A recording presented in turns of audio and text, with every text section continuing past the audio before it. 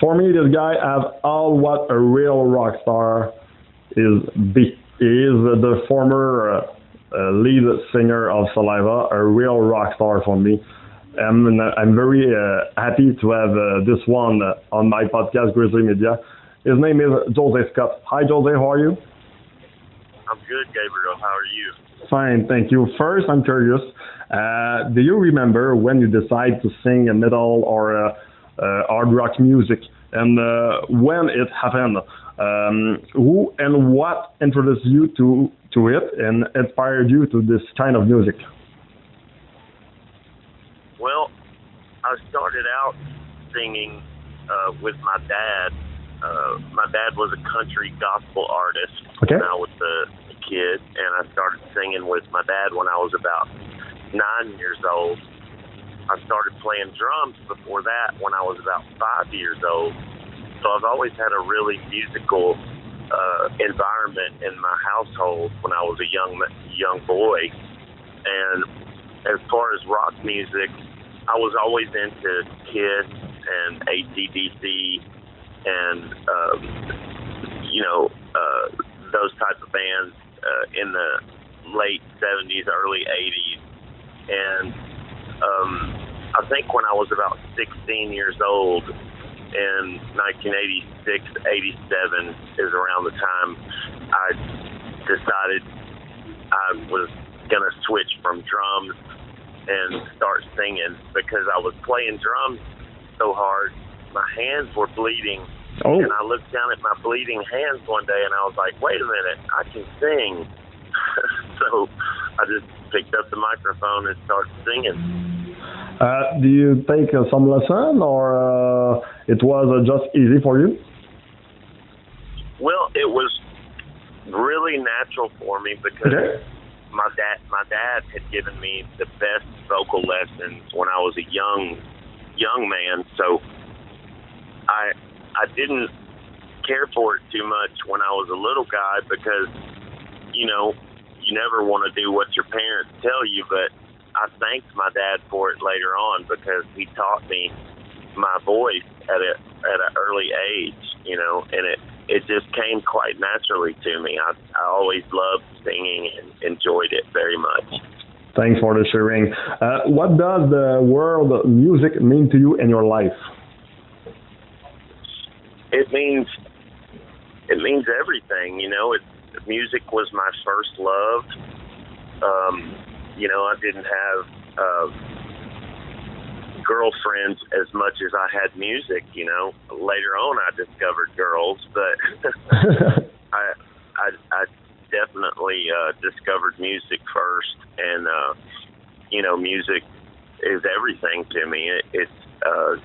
I've been able to be lucky and blessed enough to support my family doing music and raise my children doing music, and it just means everything to me. I think music is medicine to other people. The most important thing I hear from fans is how much my music has helped them through a tough time in their life. That's probably my favorite feedback to get from fans, is how much the music has helped them. So I believe music is medicine. Yeah, it's so powerful. So powerful. You did a long run with the Saliva. What makes you more proud of this time?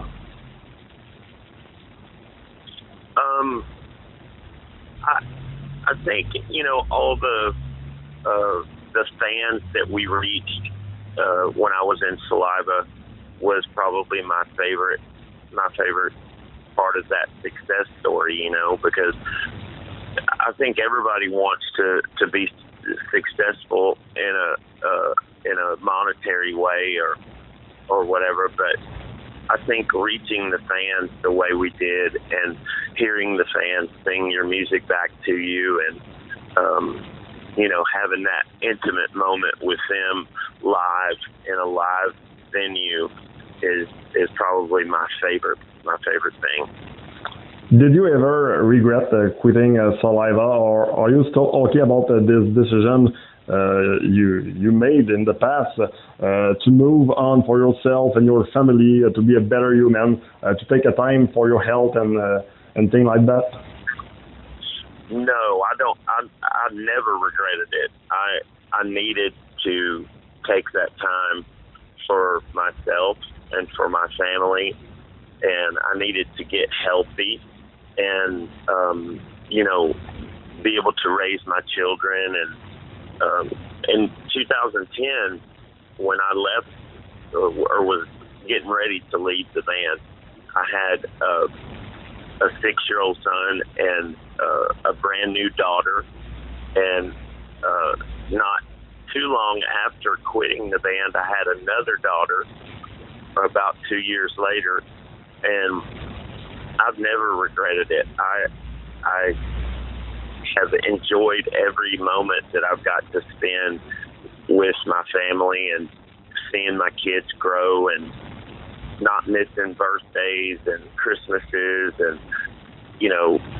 recitals and getting to watch them grow and develop as musicians themselves.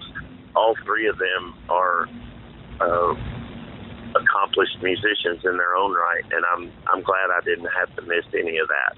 So you decided to broke yourself, your first love for the family. That's the true love. Absolutely, that's the true love. Besides my beautiful wife, I would say music and my children are my other true loves. Pretty cool.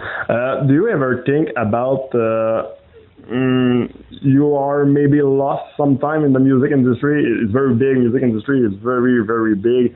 Sometime, do you think you was lost in this industry? No, I don't think so, because the fans always remember.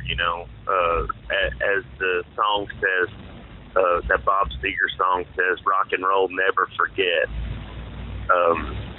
I think that the fans remember who you are, especially the ones that, like I said earlier, that you had a special effect on their life, or you've helped them get through a really rough time in their life. There always be those fans, and there's another generation of fans that are the kids of those Gen Xers that were fans of mine back in, the early 2000s all the way up to 2011. Those fans that were affected by my music have now had children who they've introduced my music to. So there's plenty of fans to go around, and I just can't wait to get back to playing for those fans. I think the next question will be very hard for you, but we'll try. If you had to pick your favorite hit song of this time, which one would you choose and why? Oh, wow, that's a great question.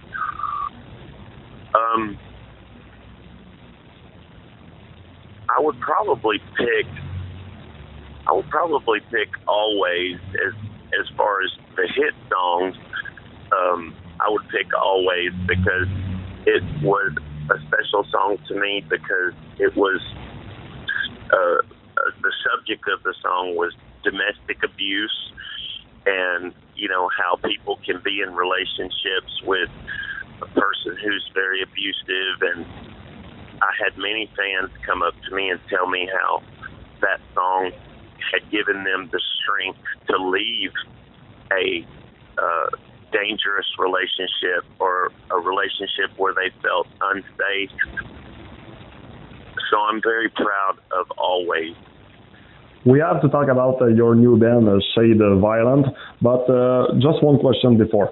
I think it worked with the WWE for a couple of songs and made appearance help your promotion.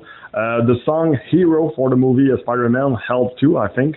How this work help grow your career at your point of view? I think it has helped my career tremendously.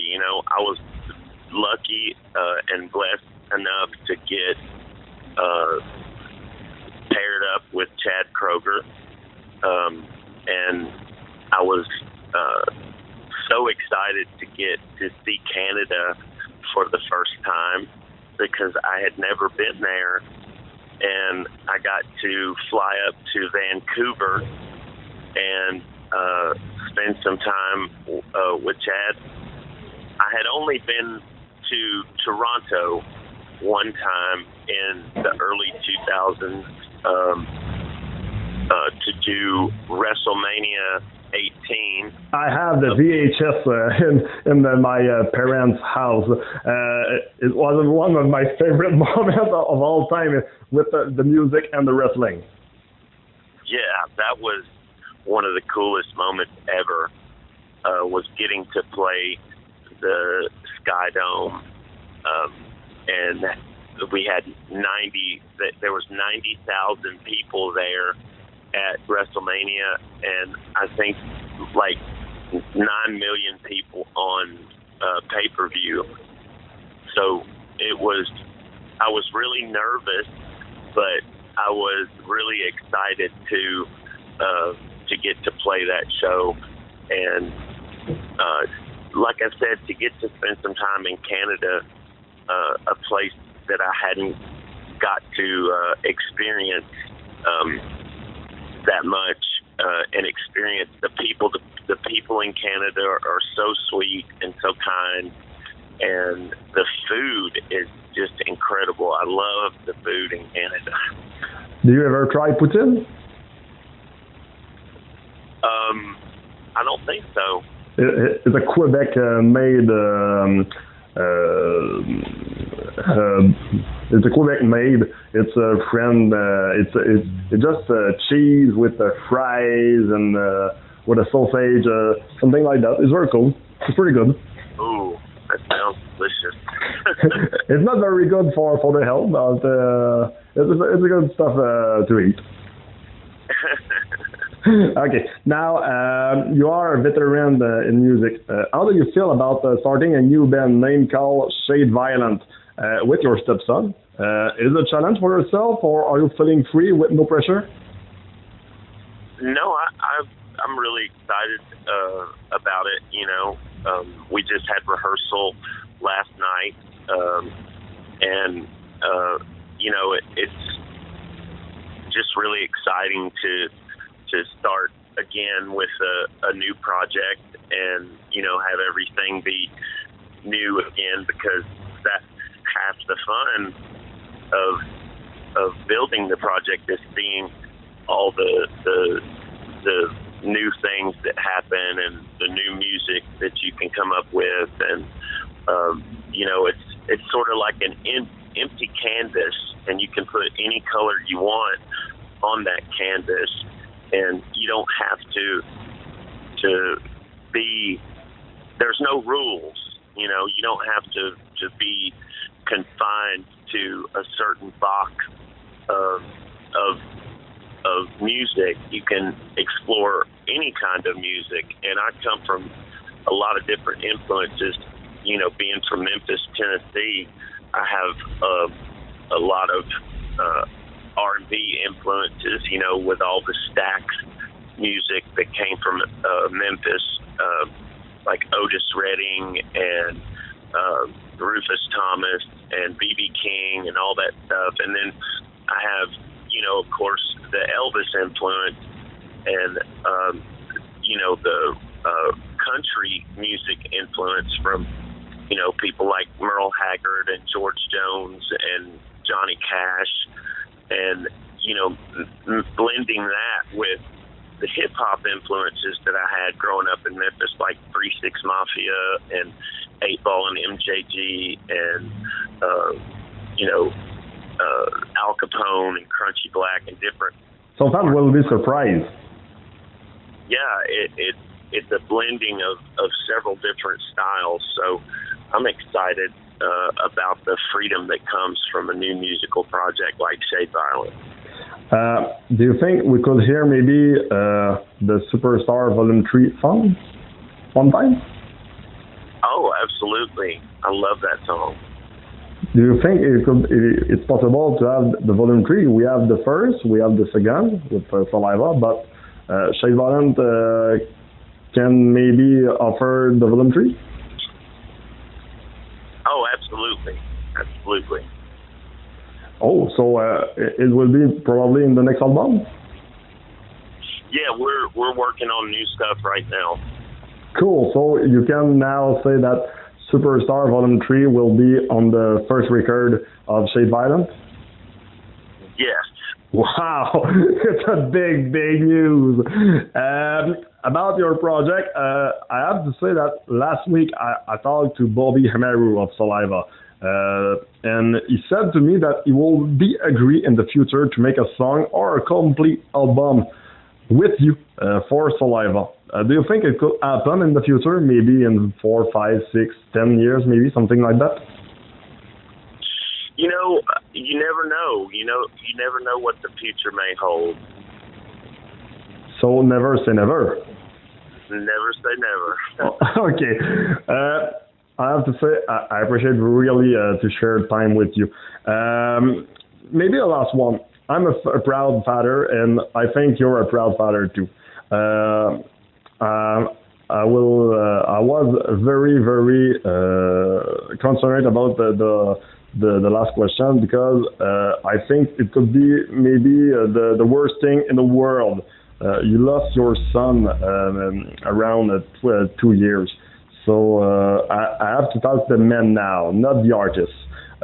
If you have to say only one sentence to all your fans about the importance of family and friends, the importance of sharing the love, what would you tell them?